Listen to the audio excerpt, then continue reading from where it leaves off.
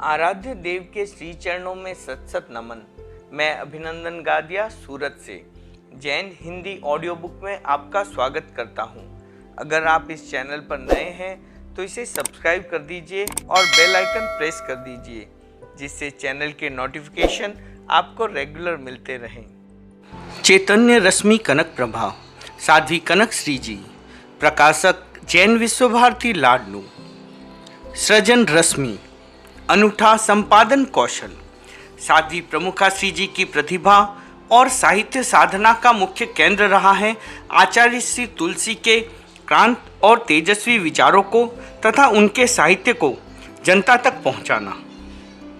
अतः उन्होंने मुख्य रूप से आचार्य श्री तुलसी की रचनाओं के संपादन का कार्य हाथ में लिया। आचार्य श्री की यात्राओं का पूरा विवरण संजोकर अनेक यात्रा ग्रंथों का लेखन किया। उनके प्रवचनों का लेखन और संपादन कर विशाल साहित्य राशि प्रस्तुत कर दी। आचार्य श्री तुलसी के वाचना प्रमुखत्व एवं आचार्य श्री महाप्रज्ञ के प्रधान संपादकत्व में चल रहे आगम संपादन कार्य में भी वर्षों से जुड़ी हुई हैं। उस क्रम में अनेक आगम ग्रंथों का सफल संपादन भी किया है। उनमें भगवती सूत्र की जोड़ का संपादन एक भगीरथ कार्य था। उसका सफल संपादन भी आप द्वारा हुआ है। इसके अतिरिक्त भिक्षु साहित्य, जय साहित्य के संपादन में भी उनकी सधी हुई लेखनी निर्बाध चली है। आचार्य श्री तुलसी का जीवन वृत्त, मेरा जीवन मेरा दर्शन साहित्य श्रृंखला का लेखन तो उनकी अद्भुत देन है। इसे तेरापंथ साहित्य सागर के मंथन से निकला अमृत कलश माना जा सकता है।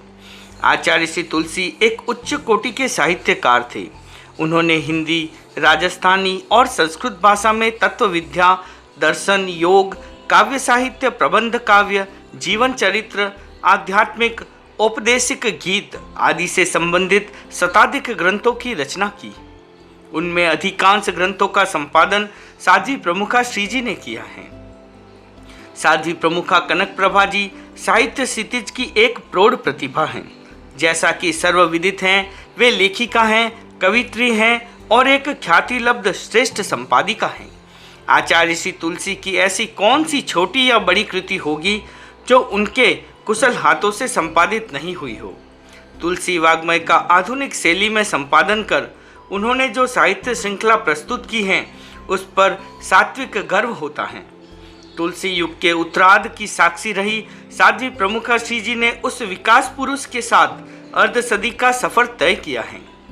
एक युग पुरुष के विराट व्यक्तित्व, कर्तृत्व तथा नेतृत्व को अपनी सशक्त लेखनी द्वारा अभिव्यक्ति दी है। अनुव्रत अनुशासता आचार्य श्री तुलसी धर्म क्रांति के पुरोधा थे। उनके क्रांत और तेजस्वी विचारों से युग चेतना प्रभावित हुई। उसमें साध्वी प्रमुखा श्री जी के लेखन और संपादन की भूमिका अत्यंत महत्वपूर्ण रही है। स्वयं को अप्रकाशित रखकर नाम, ख्याति, यश और प्रतिष्ठा की भावना से दूर रहकर उन्होंने जो कल्पनातीत कार्य किया है उससे ये सिद्ध होता है कि जो अंधेरे में रहकर भी रोशनी की खिड़कियां खोलना जानते हैं वे ही नींव के पत्थर बनते हैं, उपलब्धियों की इमारत को ऊंचाई और मजबूती देते हैं। साध्वी प्रमुखा श्री जी सृजन शिल्पी गुरुदेव श्री तुलसी की अनुपम और जीवंत कृति हैं। उन्होंने अपने निर्माता और साहित्य कृतियों की सफलतम प्रस्तुति द्वारा न केवल अपनी विलक्षण साहित्यिक प्रतिभा का उपयोग किया है अपितु उसे सार्थक और कृतार्थ बनाया है। उनके संपादन कौशल से प्रसन्नचित्त गुरुदेव ने फरमाया, मेरी कृतियों को बाहर लाने का श्रेय साध्वी प्रमुखा कनक प्रभा को है। जब इन्होंने इस कार्य को प्रारंभ किया तो मैंने कहा, क्यों निकम्मे काम करती हूँ, पर इन्होंने अपने संपादन कौशल से इन्हें संवारा और सजाया है। अब तो इन्हें पढ़ने में मुझे भी आनंद आता है। 1990 पाली चातुर्मास 1990 में गुरुदेव की पावन सनिधि में श्रुत अभिवंदना समारोह आयोजित हुआ। उसमें देश भर के अनेक विद्वान आए। उन्होंने साध्वी प्रमुखा श्री जी द्वारा संपादित ग्रंथों को देखकर कहा, हम आपकी किन शब्दों में प्रशंसा करें। आपका संपादन कौशल अनूठा है। उसे देख पढ़कर हम मुग्ध हो गए। सेवाभावी आख्यान के नए संपादित ग्रंथ का जब विमोचन हुआ तब गुरुदेव श्री ने फरमाया, यह रचना तो मेरी है, पर मैंने जितना श्रम किया उससे कई गुना अधिक श्रम किया है हमारी महाश्रमणी जी ने इसे संपादित करने में। आज तक जितना संपादन हुआ है उसमें यह ग्रंथ प्रथम है। इसमें कुल 13 वर्ग हैं। उनका परिचय, सांकेतिक घटनाएं, विशेष शब्दकोश तथा नामानुक्रम इसमें दिया गया है। इससे इस ग्रंथ की उपयोगिता बढ़ी है और इनका संपादन कौशल स्वतः मुखरित हो रहा है। महाश्रमणी जी के श्रम से सबको प्रेरणा मिलती है। रचना श्रावक संबोध की। गुरुदेव श्री तुलसी ने विपुल साहित्य की सर्जना की। साधु साध्वियों के प्रशिक्षण व संघीय संस्कार निर्माण की दृष्टि से भी काफ़ी रचनाएं की। साध्वी प्रमुखा श्री जी भी समय समय पर अपेक्षित साहित्य लिखने के लिए निवेदन करती रही और गुरुदेव श्री ने भी उस निवेदन को स्वीकार कर कई रचनाएं की। इसी श्रेणी की गुरुदेव की अंतिम अमर कृति है श्रावक संबोध। इसके रचयिता हैं गुरुदेव श्री तुलसी और रचना का श्रेय है साध्वी प्रमुखा श्री जी को। उन्होंने लाडनू प्रवास की अवधि में एक बार श्री चरणों में निवेदन किया, आपने साधु साध्वियों के लिए अनेक ग्रंथों का निर्माण किया है, किंतु श्रावक समाज के लिए इस दृष्टि से सलक्ष्य प्रयत्न नहीं हुआ। उनके लिए कोई ग्रंथ सामने नहीं आया। साध्वी प्रमुखा श्री जी के सुझाव पर गुरुदेव का ध्यान केंद्रित हुआ, सृजन की धारा प्रवाहित हुई और श्रावक संबोध कृति तैयार हो गई। गुरुदेव ने स्वयं लिखा, श्रावक संबोध की रचना में प्रेरिका महाश्रमणी साध्वी प्रमुखा हैं। गजब की तत्परता। 1990 जुलाई तुलसी अध्यात्म निरम में युवाचार्य श्री महाप्रज्ञ के निर्देशन में प्रेक्षा ध्यान का 16वां शिविर आयोजित हुआ। युवाचार्य श्री 10 दिनों तक शिविर स्थल में विराजे। गुरुदेव कुछ साधु साध्वियों के साथ शिविर प्रवचन के समय वहां पधारते। प्रवचन का समय था दोपहर 4 बजे। पूज्य प्रवर प्रेक्षा प्रवचनों में सानिध्य प्रदान कराते तथा उपसंहार प्रवचन भी करते। साध्वी प्रमुखा श्री जी आपके प्रवचनों के नोट्स लेती और उसी दिन उसे संपादित कर एक आलेख तैयार कर देती। इस प्रकार कई प्रवचनों की सामग्री के आधार पर एक मौलिक ग्रंथ तैयार हो गया। आपकी इस गजब की तत्परता ने पूज्य गुरुदेव के अंतःकरण को भी विशेष रूप से प्रभावित किया। इसी तत्परता से आपने गुरुदेव श्री तुलसी का प्रवचन साहित्य अनेक ग्रंथों में संपादित किया है, जो संत साहित्य में अपना विशिष्ट स्थान रखते हैं। संपादन कालू यशोविलास का। सन 1977 लाडनू प्रवास में पूज्य गुरुदेव श्री तुलसी ने अपनी काव्य कृतियों श्री कालू यशोविलास, डालिम चरित्र आदि का पुनः निरीक्षण किया। उस क्रम में उन कृतियों में अपेक्षित संशोधन भी किया।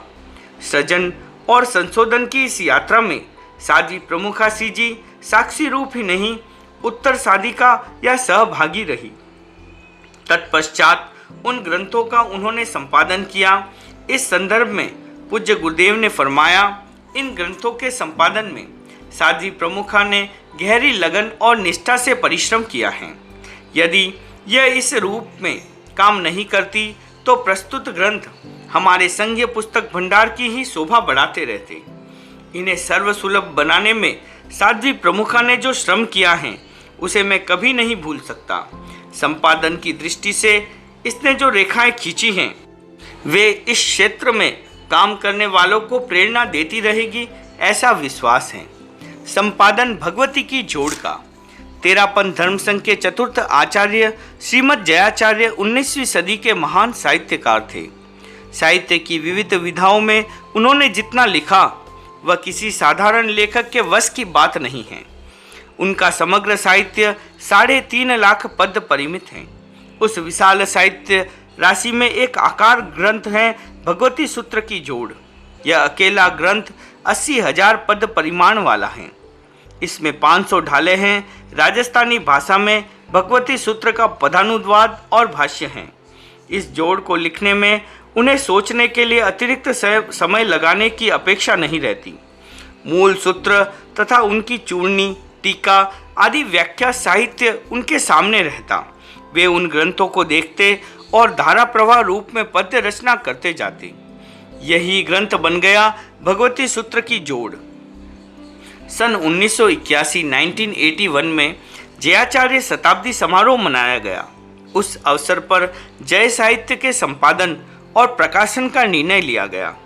संपादन का कार्य प्रारंभ हुआ। प्रश्न था, भगवती की जोड़ के संपादन का गुरुतर कार्य कौन करे, कैसे करे। इतने कम समय में इतने विशाल साहित्य का संपादन सरल कार्य नहीं था। भगवती जोड़ की रचना में जयाचार्य को 5 वर्ष लगे थे। जयाचार्य ने विक्रम संवत 1919 में इसको प्रारंभ किया और 1925 में पूरा किया था। जयाचार्य द्वारा आंसू कविता के रूप में निर्मित इस जोड़ का लेखन महासती गुलाबाजी करती। वे परम विदुषी और प्रखर प्रतिभा संपन्न साध्वी थी। उनके द्वारा लिखी गई भगवती जोड़ की प्रथम प्रति आज भी 13 पंथ के ग्रंथ भंडार में सुरक्षित हैं। इस विशाल ग्रंथ के संपादन हेतु पूज्य गुरुदेव श्री ने साध्वी प्रमुखा श्री जी को निर्देश प्रदान किया कि जिस प्रकार गुलाब सती जयाचार्य के सानिध्य में बैठकर लिखती थी, वैसे ही तुम मेरे सामने बैठकर इस ग्रंथ के संपादन का कार्य करो। 1 शताब्दी के बाद इस इतिहास को दोहराओ। गुरु के प्रति एकनिष्ठ साध्वी प्रमुखा श्री जी ने कार्य प्रारंभ किया। गुरुदेव बोलते, आप लिखती। इस प्रकार इतिहास की पुनरावृत्ति हो गई। जय साहित्य का संपादन कार्य द्रुत गति से चला। यथा समय भगवती की जोड़ समेत संपादित साहित्य के 12 ग्रंथ प्रकाशित होकर आए। 12 सितंबर 1981 को गुरुदेव श्री के सानिध्य में भारत की राष्ट्रीय राजधानी दिल्ली के विज्ञान भवन में साहित्य के लोकार्पण का भव्य समारोह आयोजित किया गया। अनेक राजनेताओं, केंद्रीय मंत्रियों, विद्वानों व वरिष्ठ साहित्यकारों की उपस्थिति में राजस्थान के मुख्यमंत्री श्री शिवचरण माथुर ने जय साहित्य के 12 ग्रंथों का लोकार्पण किया। समारोह में श्रीमद् जयाचार्य और उनके साहित्य के बारे में गुरुदेव श्री का प्रभावी प्रवचन हुआ। भगवती जोड़ की रचना और उसके संपादन की संपूर्ण कहानी प्रस्तुत करते हुए आचार्य श्री ने फरमाया, इस काम में साध्वी प्रमुखा ने बहुत श्रम किया है। ऐसा श्रम करने वाली साध्वी नहीं मिलती तो इतना दुरूह कार्य इतने स्वल्प समय में पूरा नहीं हो सकता था। यदि मुझे कनक प्रभा नहीं मिलती। 27 मई 1990 राम सिंह जी का कूड़ा। जयाचार्य श्रुतोपासना समारोह का ऐतिहासिक क्षण। साध्वी प्रमुखा श्री जी ने भगवती जोड़ पर अपना शोध प्रबंध पढ़ा। बहुत ही सुंदर प्रतिक्रिया। पूज्यपाद गुरुदेव ने प्रसंगोपात फरमाया, जयाचार्य को गुलाब सती नहीं मिलती तो भगवती जोड़ की रचना का काम नहीं हो पाता। वैसे ही मुझे कनक प्रभा नहीं मिलती तो यह गुरुतर संपादन कार्य नहीं हो पाता। आपने आगे फरमाया, प्रश्न हो सकता है कि जयाचार्य ने गुलाब सती से ही यह कार्य क्यों कराया? क्या उस समय इस कार्य के लिए संत योग्य नहीं थे? गुरुदेव इस प्रश्न को समाहित करते उससे पहले ही महाप्रज्ञ ने कहा, संत क्या आज योग्य नहीं है? यहाँ प्रश्न केवल योग्यता का नहीं है, विशिष्ट कार्य के लिए चिंतनशीलता, प्रतिभा, श्रमशीलता, श्रद्धाशीलता, निष्ठा, लगन, अनुकूलता, इन सब का योग होना चाहिए। यह हर किसी में दुर्लभ है। साध्वी प्रमुखा कनक प्रभा जी इस दुर्लभ गुणों का समवाय हैं, इसलिए ऐसा बृहत्तर कार्य हो पाया। भगवती जोड़ ग्रंथ संपादित होकर 7 खंडों में प्रकाशित हुआ। एक ग्रंथ 400-500 पृष्ठ का। जब इसका 6ठा खंड प्रकाशित हुआ, विमोचन के अवसर पर पूज्यपाद गुरुदेव ने फरमाया, इसमें भगवती सूत्र के 24वें शतक की जोड़ है। यह शतक आकार में बड़ा नहीं है पर प्रकार में बड़ा है। 24वां शतक गमा का है, जो गमा थोकड़े का आधार है। यह शतक इतना दूर है कि सामान्य व्यक्ति इसे पढ़ते पढ़ते खुद गुम हो जाता है। इसके संपादन में महाश्रमणी जी का जो श्रम लगा है वह उल्लेखनीय है। मूल आगम, उसकी जोड़, फिर उसके यंत्र, इस त्रिआयामी प्रक्रिया से गुजरना एक श्रम साध्य यात्रा थी। यंत्रों के संपादन में भी साध्वी प्रमुखा ने अपना संपादन कौशल का पूरा उपयोग किया है। ओम अरहम।